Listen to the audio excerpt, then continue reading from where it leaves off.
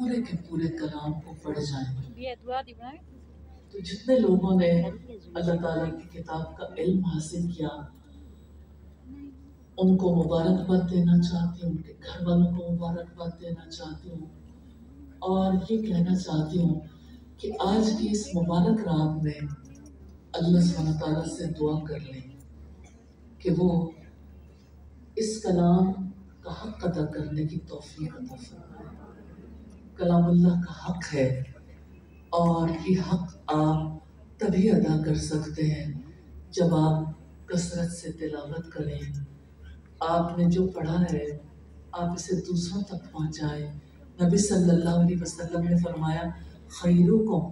من تعلم القرآن وعلمہ، تم میں سے بہترین وہ ہے جو خود قرآن سیکھے اور اسے دوسروں کو سکھائے۔ میں پہلی بات آپ سے یہ کہنا چاہتی ہوں، اس قرآن کی ذمہ داریوں کو، اس قرآن کے حق کو ادا کرنے کے لیے آج رات بہت دعا کریں اور آئندہ زندگی میں بھی دعا کریں۔ جو پڑھا ہے اس کو پختہ رکھنا ہے، جو پڑھا ہے اس پر عمل کرنا ہے، جو پڑھا ہے اسے دوسروں تک پہنچانا ہے۔ اور دوسری بات جو آپ سے کہنا چاہتی ہوں وہ یہ کہ قرآن مجید کو جب انسان پڑھتا ہے تو ایسا نہیں ہوتا کہ پڑھنے کے ساتھ ساتھ ہی پورے طریقے سے عمل کرنے کے قابل ہو جائے انسان۔ خوش نصیب ہے وہ لوگ جو یعنی ہر ایک جگہ پر اپنے آپ کو پابند کر لیتے ہیں، لیکن زندگی میں محنت کرنی پڑتی ہے۔ دیکھیں، آپ اگر نیگیٹیولی وائرڈ ہوتے ہیں، آپ کے دل میں بدگمانیاں آتی ہیں، آپ کے دل میں اگر بغض پیدا ہوتا ہے، آپ کو اس سے نکلنے کے لیے کتنی مشقت کرنے کی ضرورت ہوتی ہے، یہ سمجھنے کی ضرورت ہوتی ہے کہ کتنی انرجی لگتی ہے، تب کہیں جا کے انسان بدگمان ہوتا ہے، چاہے وہ اپنے رب سے ہو چاہے اپنے جیسے انسانوں سے ہو۔ اب جس کو بدگمانی کی عادت ہوتی ہے، آپ نے نارملی دیکھا ہوگا لوگ ایک دوسرے سے کہتے ہیں میں بہت ٹچی ہوں، میں بہت سینسٹیو ہوں، میں فیل زیادہ کر جاتی ہوں، پھر جان لیجئے کہ آپ کے اندر پورے طریقے سے بدگمان ہونے کے جراثیم پائے جاتے ہیں اور پورے طریقے سے آپ یعنی بغض میں مبتلا ہونے کی صلاحیت پیدا کر چکے ہیں، کینہ رکھنے کی، حسد کرنے کی صلاحیت رکھتے ہیں۔ اور آپ سوچئے کہ اتنے بڑے بڑے یہ جرائم ہیں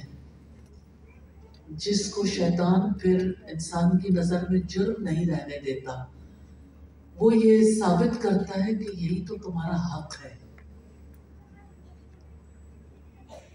کتنے ہی لوگ ہیں جو اس غلط فہمی میں مبتلا رہتے ہیں کہ ہمارے ساتھ بہت زیادتی ہوئی۔ اصل زیادتی انسان اپنے ساتھ کرتا ہے کہ وہ پازیٹیولی سوچنے کے قابل نہیں ہوتا۔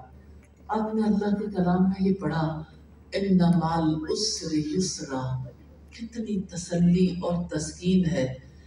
بے شک تنگی کے ساتھ آسانی۔ تو آپ اپنی زندگی میں دیکھیں،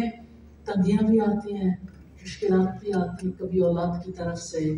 کبھی مالی طور پر، کبھی انسان کو یعنی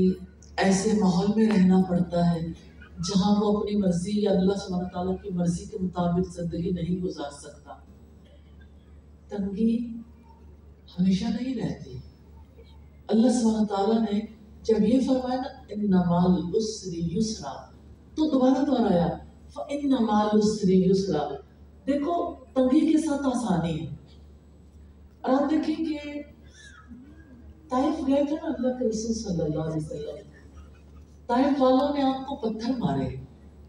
اتنے کہ آپ کے جوتوں میں لہو جم گیا، اتنی بے قدری کی، آپ کو پتھر مارے، لڑکے پیچھے لگا دیے جو پیچھے پیچھے تالیاں بجا رہے تھے، آپ کا مذاق اڑا رہے تھے۔ کبھی آپ نے شاید ایسا منظر دیکھا ہو کسی ایسے شخص کے ساتھ جو ذہنی طور پر نارمل نہیں ہے، کبھی وہ اپنا لباس اتار دیتا ہے، کبھی بازاروں میں پھرتا ہے تو اس کے پیچھے بچے لگ جاتے ہیں، تالیاں بجاتے ہیں اور اس کا مذاق اڑاتے ہیں۔ استغفر اللہ۔ اب سوچئے اللہ کے حبیب محمد صلی اللہ علیہ وسلم کے ساتھ کیا معاملہ ہوا. طائف گئے، لوگوں نے مذاق اڑایا، لوگوں نے آپ کی بے حرمتی کی، بے قدری کی، حتیٰ کہ آپ ایک درخت کے ساتھ ٹیک لگا کے